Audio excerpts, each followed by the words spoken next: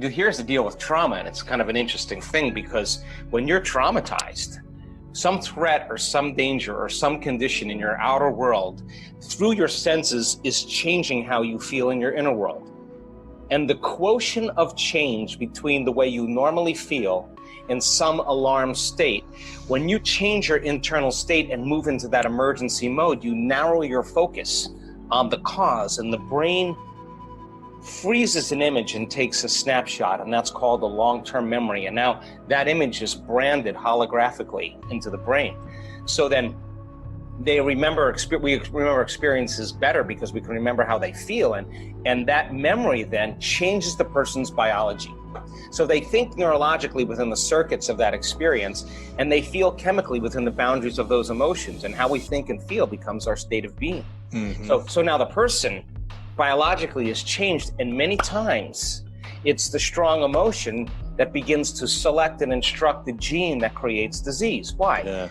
Because if the environment signals the gene, and that's a truth, that's epigenetics, and the end product of an experience in the environment is an emotion, the emotion that you feel from that event is literally selecting the gene for you to begin to change, and the genes make proteins. And so the person, if it's strong enough, begins to wear their trauma, not just in their brain. Now it's in their body, because every time they think about that trauma, every time they review it, every time they keep creating the imagery, they keep firing and wiring the circuits in their brain, and they keep feeling the feeling emotionally in their body.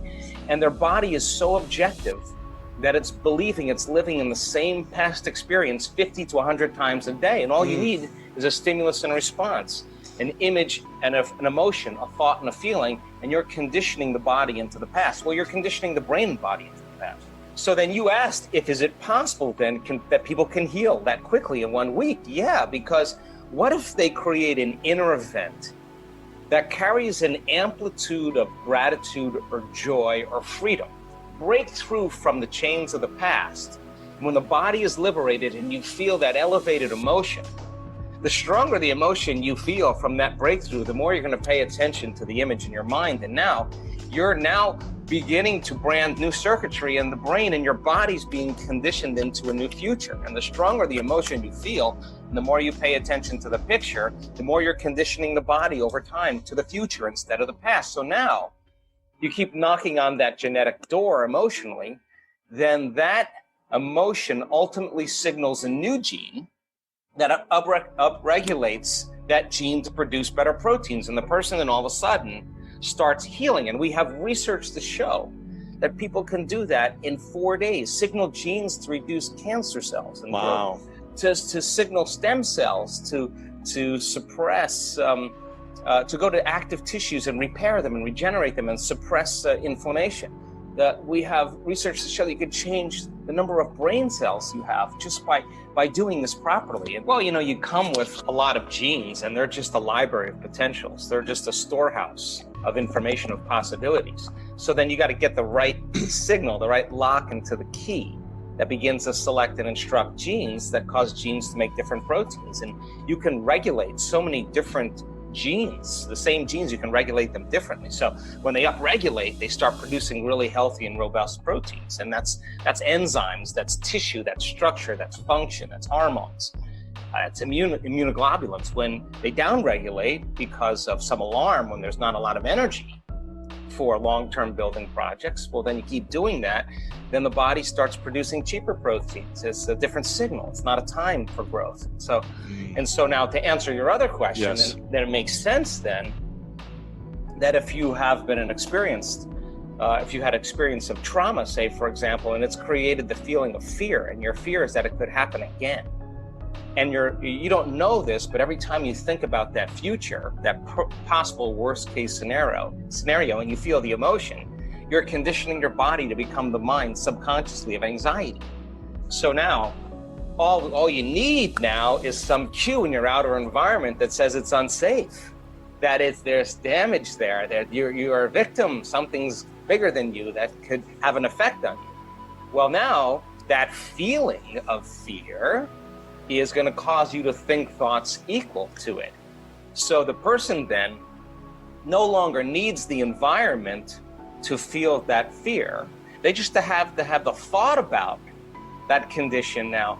And now they're literally knocking their brain and body out of balance by thought alone. And the body's constantly living in emergency mode. And it takes a lot of energy, a lot of resources to live in emergency mode all the time. And guess what system becomes compromised by it? Immune system. Your immune system. Why? Because you have two protection systems. You got a system that protects you from dangers in your outer world. That's the gas pedal. That's the sympathetic nervous system. That's the fight or flight nervous system.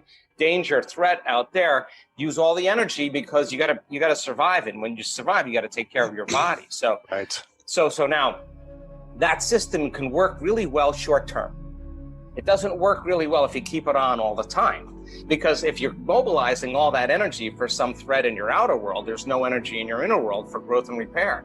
There's no energy for long-term building projects. And energy leaves the brain and it leaves the heart and it moves into these lower centers because now you're tapping the body's resources because there is an emergency. But whether the emergency is real or imagined, whether your anger is valid or justified or not, that you're tapping the body's very energy to heal by doing this. And the immune system says, well, we're part of really the other nervous system. We're the brake, we're the clutch. We need to get into relaxation. We need to get back into balance again. And when we do, then we'll metabolize, then we'll assimilate, we'll reproduce, we'll excrete properly. So now you got this kind of battle between the gas pedal and the brake, and the immune system says, hey, listen, if there's foreign agents, if there's viruses, bacteria, molds, funguses, listen, we don't have a whole lot of energy here to deal with them because we're fighting this war out there. There's no homeland security. So they shut down certain receptors in the immune system. They shut down function of those lymphocytes, those white blood cells that are your inner army of protection. And it takes a lot of energy to fight a virus and a bacteria. But if there's no energy, hey, listen, it takes energy to raise the body's temperature. Where do you think that comes from? That's part of that branch called the autonomic nervous system. And the sympathetic, the gas pedal, is part of it. And the parasympathetic is the clutch, is part of that autonomic nervous system. And it's a check and balance. But so you stay in emergency for an extended period of time. And now you're exposed to some antigen or some external substance, some foreign agent, and there's no energy to deal with it, then you are victim to your environment, because every time you react to your environment and you say that person, that circumstance is controlling the way I feel and the way I think, if something outside of you is controlling your feelings and thoughts, then it makes you a victim to your environment. So then, so you will be more victimized, or you could be more of a victim to other things in your environment. People don't understand this consciously because it's a program subconsciously. So now, if you begin to strengthen your inner environment now, this is where our work comes in, because we have research to show that when you place your attention right here in your heart, this center right here, this is the beginning of our divinity. This is our center of oneness, our wholeness. This is where we begin to feel love, gratitude, compassion, kindness, care, freedom, joy. It's all these elevated emotions that are heartfelt emotions. And our research shows that when you begin to teach people how to open this center, and you teach them a formula on how to practice it, that if they did that for 4 days, that they would begin to strengthen their immune system by 50%. And now let me tell you why. Because in this center is your heart, but what most people don't know, there's another gland in there called the thymus gland. Thyme leaf, it's named after the thyme leaf. And the thymus gland has two functions. It has an endocrinological function. It makes growth hormone. That's our youth center. And it makes strong immune chemicals, and it has an immunological function. So when you're living by stress and your heart is racing and you're stepping on the gas and the brake at the same time because you can't run, you can't fight, you can't hide, and you got the gas and the clutch going, energy is going to leave the heart and it's going to the adrenal center, and you're going to cause contraction in the arteries in your heart, and this center will shut down from blood flow. And so there's no energy in the heart. So you teach a person then how to begin to open the center. and to start feeling elevated emotions through their heart. And you teach them how to switch or convert from the sympathetic nervous system to the parasympathetic nervous system. Well, all of a sudden now, this thymus gland, which normally shrinks with age, starting at puberty, the fountain of youth now, all of a sudden begins to get new blood flow. And there's new hormones that are signaled, like oxytocin and vasopressin, and all these different chemicals called nitric oxide and endothelial-derived relaxing factor, and the arteries in the heart begin to swell with energy and blood flow, and this center switches on, and now it says, man, this feels good, and this is a time for us to really get back into balance, and really let's strengthen our inner world now. And now all of a sudden, this thymus gland begins to make thymosin, which is an important agent that begins to make T cells. And T cells have little receptors on them called T cell receptors.